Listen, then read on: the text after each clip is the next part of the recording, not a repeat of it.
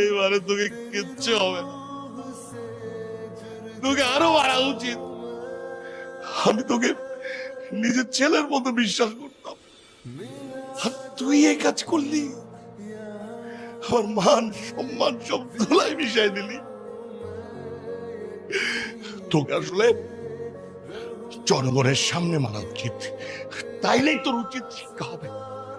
হ্যাঁ স্যার, আপনি ঠিকই বলছেন, আমাকে সবার সামনে মারলে এবার উচিত শিক্ষা। আপনি চেয়েছিলেন না যাতে আমাকে জনগণ দেখুক? কোনো সমস্যা নেই স্যার, আমি আমার শার্ট প্যান্ট সবকিছু খুলে ফেলেছি যাতে রাস্তার সমস্ত জনগণ দেখুক আমি মার খেয়েছি। আমি আমার এই মায়ের আঘাত নিয়ে রাস্তায় নামবো।